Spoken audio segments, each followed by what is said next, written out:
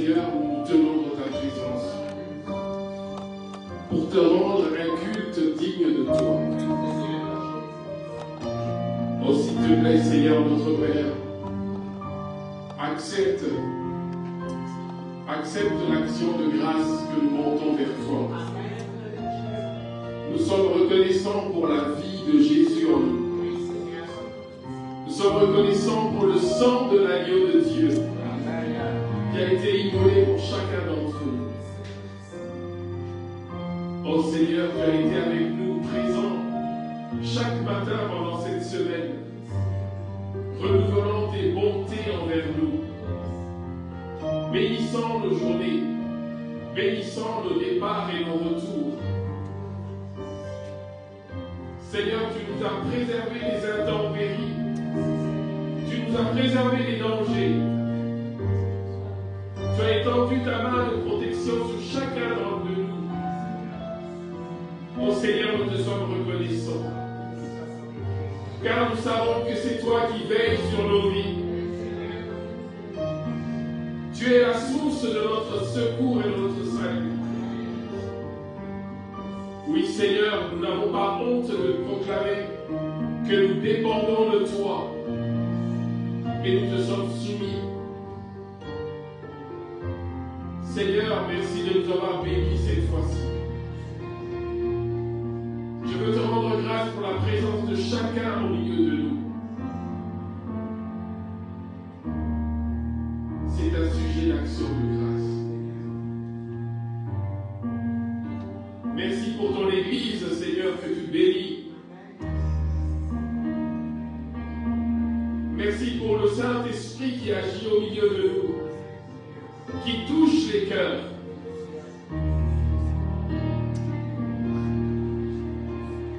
Seigneur, malgré nos luttes et nos combats, tu nous as assuré la victoire en Jésus-Christ. Oui, en Jésus, nous sommes plus que vainqueurs. Il est notre forteresse sûre. Face aux attaques de l'ennemi, nous tenons bon, car nous savons en qui nous avons cru. À lui soit la gloire pour les siècles et les siècles. Seigneur, bénis ce moment, sanctifie ce moment, que le ciel au-dessus de nous soit dégagé et que tes grâces abondantes soient déversées dans l'assemblée ce matin, au nom de Jésus. Seigneur, nous refusons tout esprit de distraction au milieu de nous. Sois le Seigneur dans ce lieu. Et que ton règne, Seigneur, vienne. Et que ta volonté parfaite soit accomplisse maintenant. Au nom de Jésus notre Seigneur. Amen. Amen. Acclamons le Seigneur.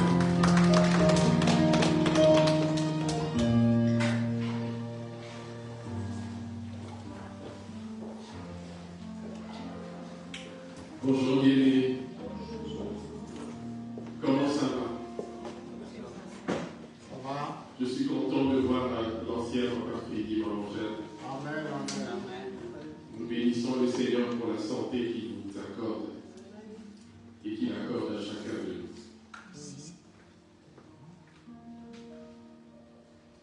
Le combat est réel. Bien-aimés dans le Seigneur, si vous ne le savez pas ou bien vous l'avez négligé, le jour de votre conversion, vous êtes engagé dans une lutte. Car l'ennemi de nos âmes, Satan le diable, a ces jours qui sont comptés.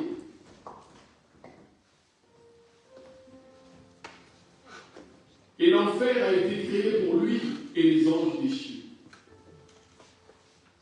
Mais voilà, il ne veut pas y aller seul. Le but de Dieu, c'est que tous les hommes, sans exception, les hommes, les femmes de toutes conditions, parviennent à le connaître comme Dieu et parviennent à connaître qu'il y a un salut qui est disponible en Jésus-Christ. Amen. Amen. Mais le diable, lui, son but, c'est de ne pas périr seul. Il veut emporter avec lui le plus grand nombre possible. Il veut même emporter ceux qui ont été rachetés par le sang de l'agneau, c'est-à-dire nous, les disciples de Christ. Mais voilà, il a une manière particulière d'agir, tout comme au Jardin d'Éden. Il ne se dévoile jamais dans sa mauvaise nature. Il vient avec la ruse et la séduction, car il sait que s'il apparaît comme le père du mensonge, comme le mal, il sait qu'on ne le suivra pas. Alors il va ruser, il va séduire,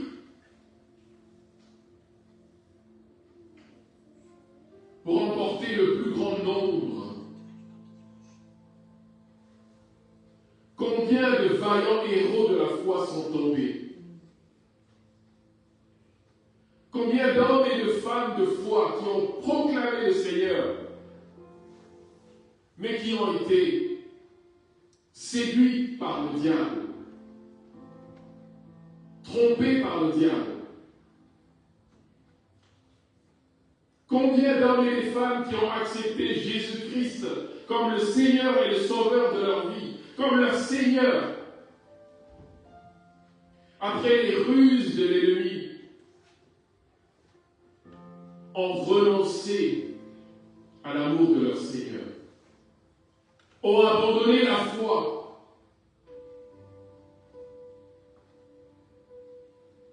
Mes frères, le combat est réel.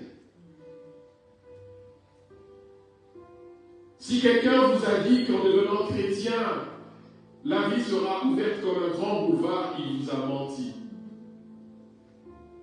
Nous sommes engagés dans une marche d'endurance. D'endurance contre les assauts de l'ennemi, contre les ruses de Satan.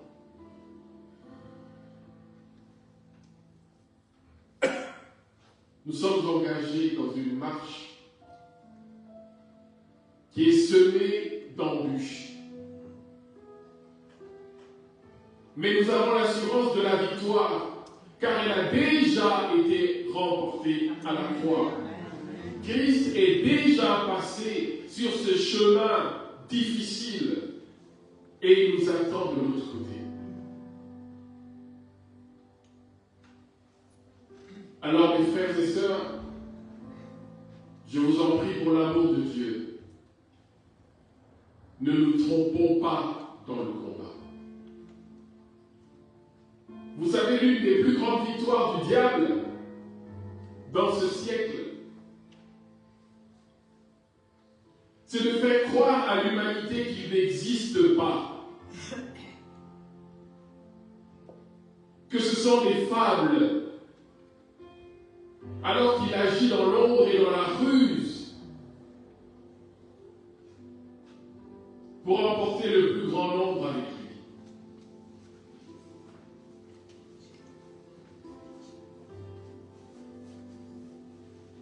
La parole de ce matin, ce n'est pas pour effrayer, mais c'est pour réveiller. C'est pour ouvrir les yeux à l'Église. C'est pour inciter les frères et sœurs à marcher dans le discernement. Tout ce qui brille n'est pas de l'or. Tout ce qui paraît être bon et agréable ne l'est pas forcément. Le combat est réel. Le texte de base sera dans la lettre aux Éphésiens, au chapitre 6, au verset 12. Éphésiens, chapitre 6, verset 12. Car nous n'avons pas à lutter contre la chair et le sang, mais contre les dominations, contre les autorités, contre les princes de ce monde de ténèbres, contre les esprits méchants dans les lieux célestes. Mes frères et sœurs, le monde spirituel est aussi vrai que ce que vous pouvez toucher, sentir et goûter. Le monde spirituel n'est pas une fable, mais une réalité.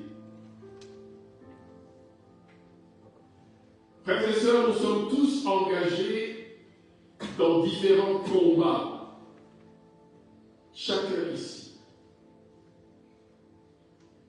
On est engagé dans des conflits relationnels, des conflits familiaux.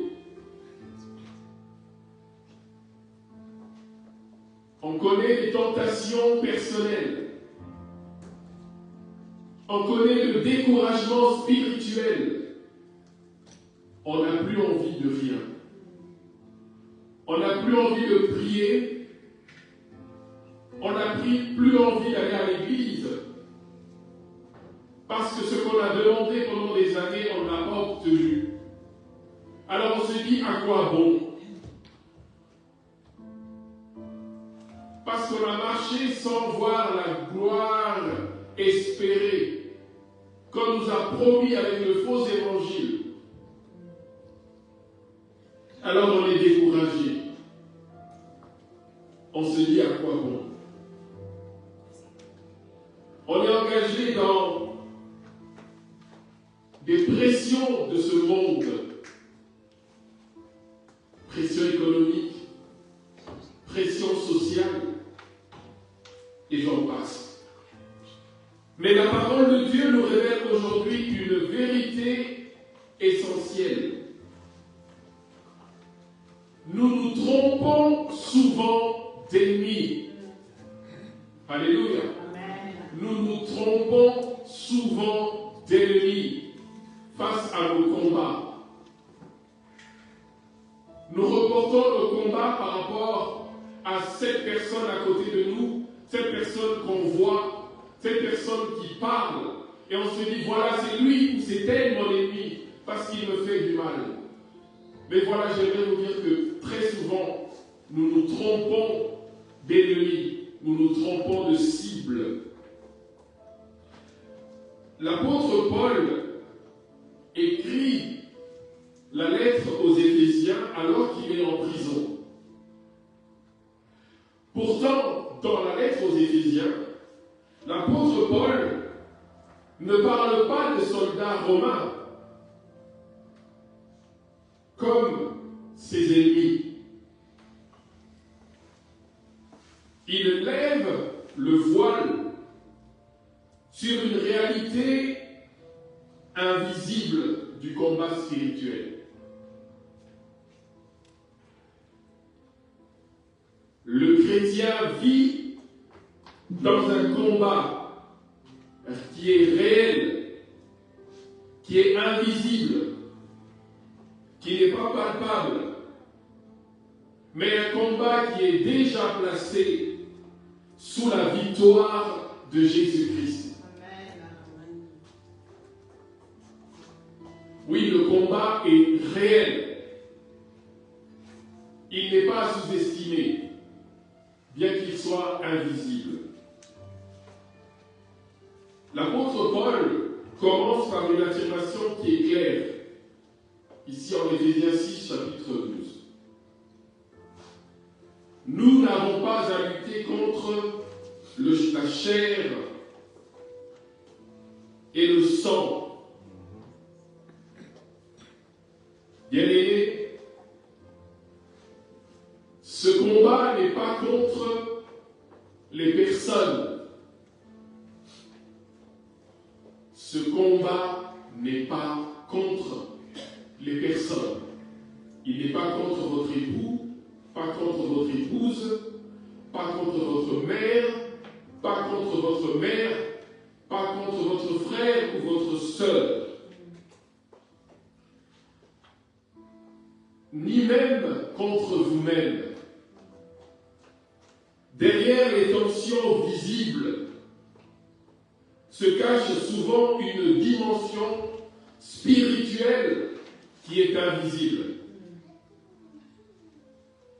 L'apôtre Paul, par rapport à ce que ce combat est, utilise un langage hiérarchique. Il parle des dominations, il parle des autorités, il parle des princes de ce monde de ténèbres, il parle des esprits méchants, et ils le sont vraiment. Qu'est-ce que cela nous enseigne? Cela nous enseigne que le mal n'est pas chaotique, n'est pas désordonné, mais qu'il est structuré, qu'il agit de manière structurée et bien organisée.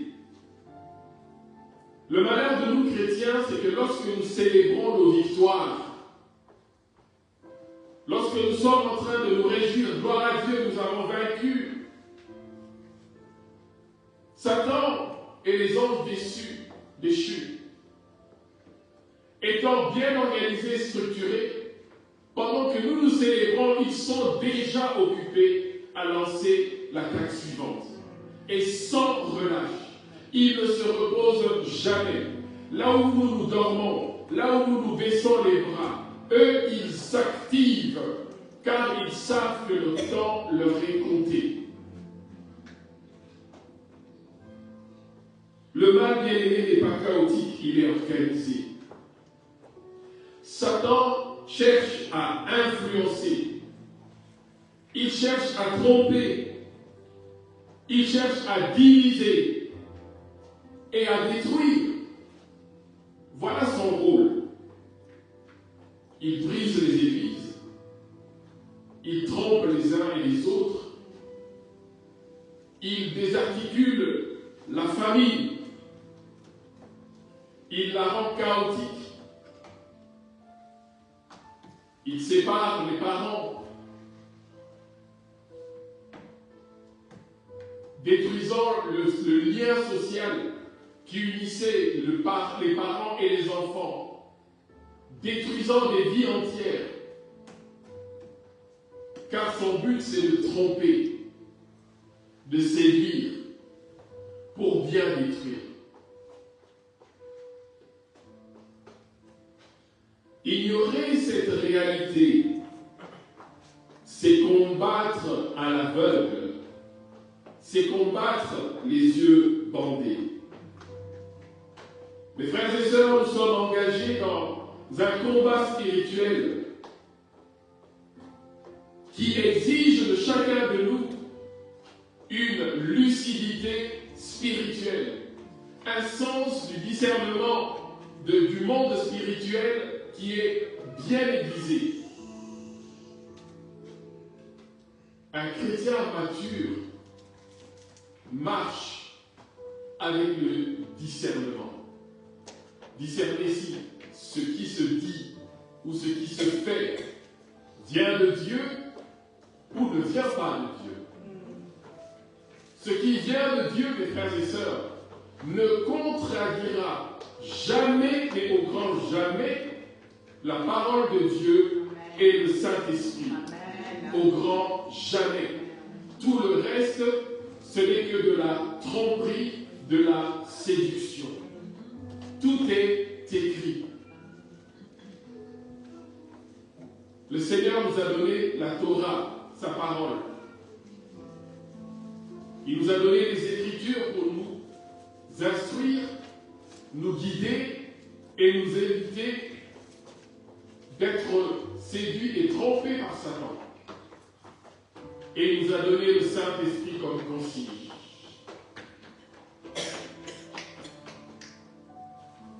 Notre combat spirituel exige de nous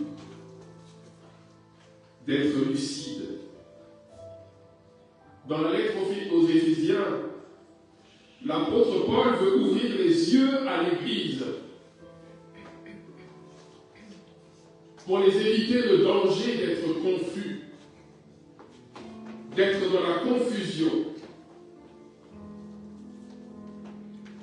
Quand on ne comprend pas la nature de notre combat, on accuse les mauvaises personnes. Quand on ne comprend pas la nature de notre combat, on répond avec la colère au lieu de la prière.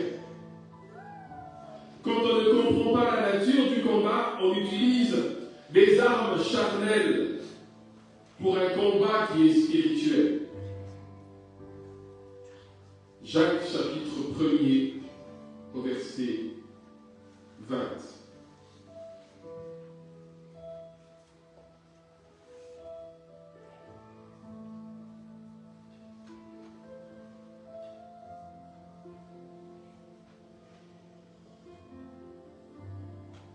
Car la colère de l'homme n'accomplit pas la justice de Dieu. Alléluia. Amen. Là où le combat est spirituel, tu vas te mettre en colère. Mais la colère de l'homme n'accomplit pas la justice de Dieu. Comme je vous l'ai dit tout à l'heure, le chrétien mature marche par le discernement spirituel. Amen. Le chrétien mature apprendra à dire: ce n'est pas seulement un problème humain, il y a un enjeu spirituel derrière cela. Cela ne va pas nous rendre paranoïaques de penser ainsi. Mais cela va nous rendre dépendants de Dieu. Certes, nous sommes engagés dans un combat spirituel. Combat, c'est-à-dire lutte. Mais dans ce combat, il y a une chose qui est particulière. La victoire nous est déjà assurée en Christ. Alléluia. La victoire nous est totalement et parfaitement assurée par Christ. Alors la lettre aux Éphésiens au chapitre 6, verset 12, ne peut pas être pris en dehors du reste de la lettre aux Éphésiens au chapitre 6. L'apôtre Paul affirme plutôt dans la lettre aux Éphésiens au chapitre 6 que Christ est assis au-dessus de toute haute domination et autorité. Alléluia. Éphésiens chapitre 1er, verset 21. Christ est assis au-dessus de toute domination et autorité. Car, tu peux passer ça, s'il te plaît. Chapitre 1er, verset 21. Christ est au-dessus de toute domination, de toute autorité, de toute puissance, de toute dignité et de tout nom qui se peut nommer non seulement dans le siècle présent, mais encore dans le siècle à venir. Nous avons une victoire qui est assurée en Christ. Les puissances sont soumises à Christ. Alors le chrétien ne combat pas pour la victoire, mais il combat à partir de la victoire de Jésus-Christ. Alléluia. Le chrétien que vous êtes, que nous sommes, nous ne combattons pas pour la victoire, mais nous combattons à partir de la victoire que Jésus a obtenue à la croix.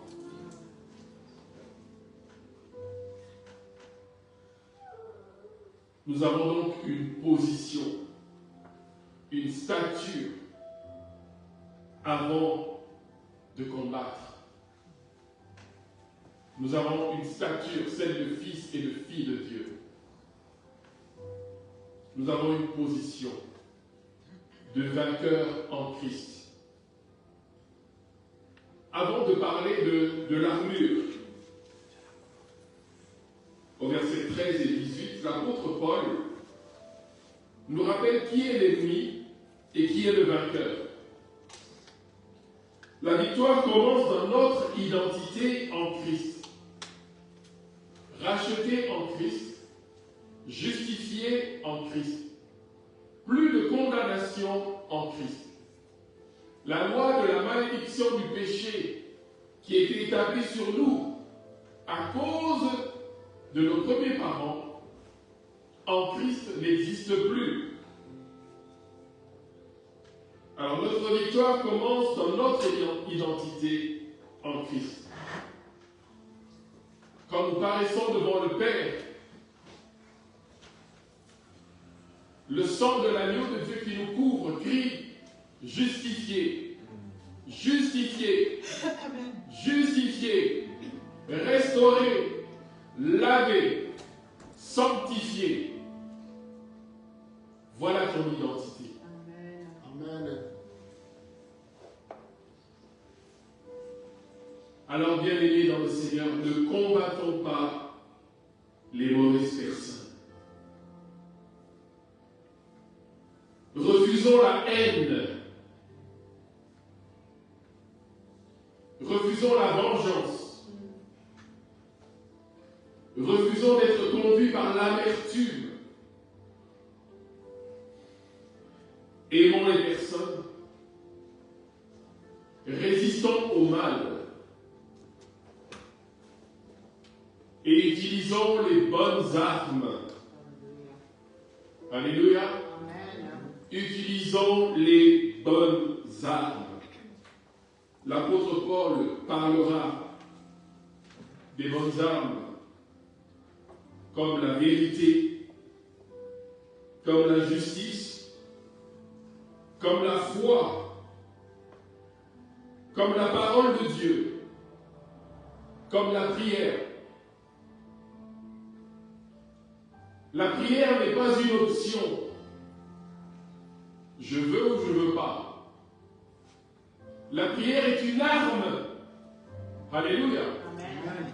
Posez la question à ceux qui sont assidus le vendredi à la prière. La prière est une arme qui est efficace face aux ruses et à la tentation de Satan.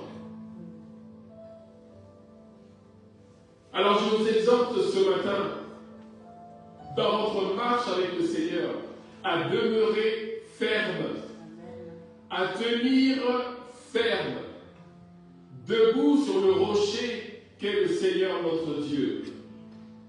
Mes frères et sœurs, quand vous étudiez la lettre aux Éphésiens au chapitre 6, le mot-clé n'est pas attaquer, mais le mot-clé c'est tenir ferme. Tenir ferme. Pourquoi? Parce que Jésus-Christ a déjà vaincu. Amen. Jésus-Christ a déjà vaincu toutes les manigances de Satan. Et il l'a dépouillé à la croix. Dépouillé, c'est-à-dire qu'il n'a plus rien. Alors dans tes luttes et dans tes combats, rappelle-toi cela. Que celui qui est derrière tes luttes et tes combats n'a plus rien contre toi.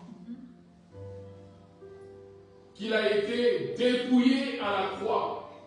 Il n'a plus d'autorité d'action sur ta vie.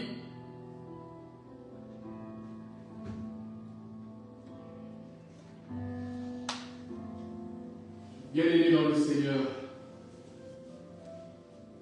le combat est réel.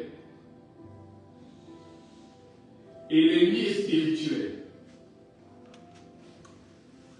Mais la victoire est certaine en Jésus-Christ. Ne vivons pas comme des victimes effrayées, en panique, mais vivons comme des enfants de Dieu, éclairés, armés et confiants. Romains chapitre 8, verset 31. Si Dieu est pour nous, qui sera contre nous? Si Dieu est pour toi, qui sera contre toi? Christ a vaincu Satan. Alors, bien-aimés, ne sois pas dans l'ignorance du combat qui est réel. Mais lève-toi, tiens bon, le Seigneur est avec toi. Lève-toi si tu es déjà assis aux côtés de la route et continue ta marche. Le Seigneur t'attend de l'autre côté. Il est annoncé, il revient bientôt. Alors tiens bien. Tiens bon, sois comme les vierges sages qui ont gardé leur lampe allumée jusqu'à ce que l'époux arrive. Oui, l'époux est annoncé et Satan a été dépouillé. Quant à tes luttes et tes combats du quotidien, remets-les entre les mains du Seigneur et garde ta confiance en lui. Il ne t'abandonnera point, il ne te délaissera pas. C'est lui qui tiendra ta main jusqu'au bout. Voici, il paraîtra bientôt dans la gloire. Et il récompensera ceux qui auront marché jusqu'à la fin, fidèles et droits. Nous allons prier le Seigneur.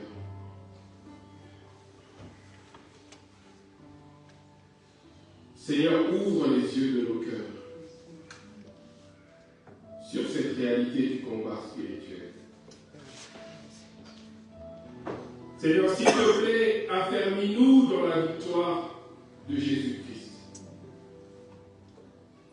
Et apprends-nous à tenir ferme dans la foi jusqu'à ton retour.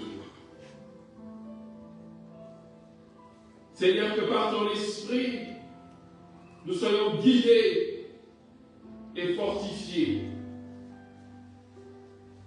de tenir ferme, ancré en toi, de résister au diable afin qu'il fuit loin de nous.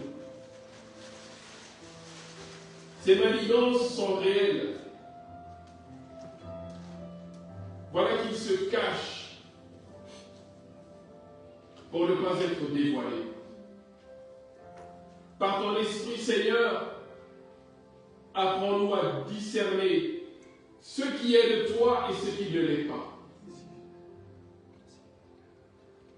Apprends-nous, Seigneur, à grandir et à devenir des hommes et des femmes de Dieu matures en Christ.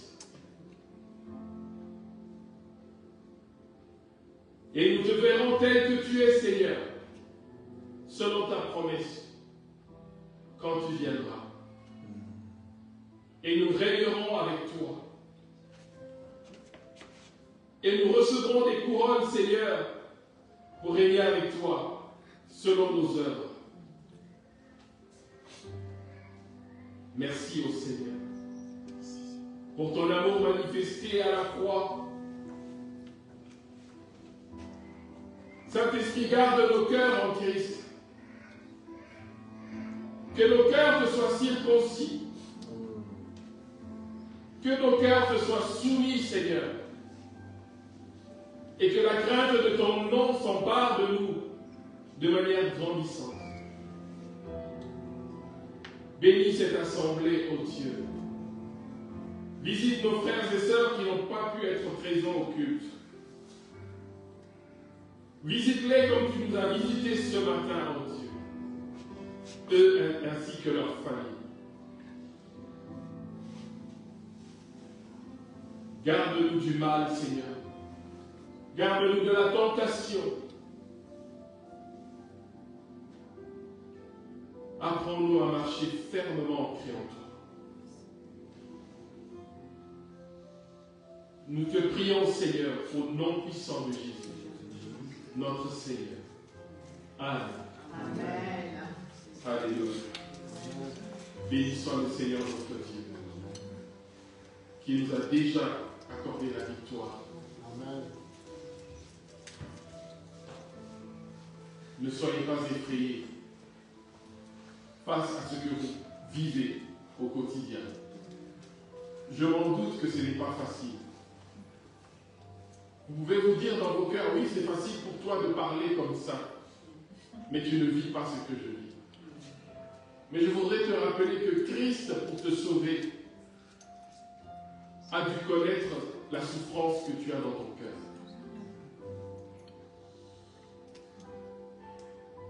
Il a souffert, méprisé, abandonné de tous, délaissé.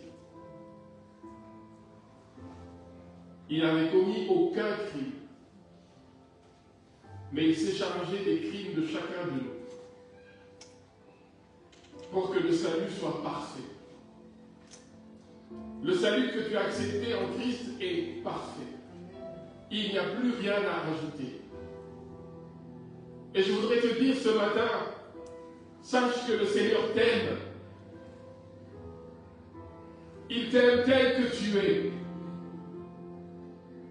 Tu es une créature tellement merveilleuse à ses yeux.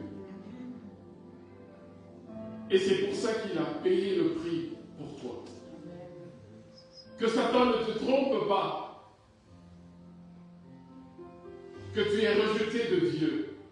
Que tu dois prouver à Dieu avant qu'il ne t'aime. Dieu t'aime simplement. Il n'a pas besoin que tu lui prouves quoi que ce soit. Le salut qu'il te donne est gratuit et il est parfait.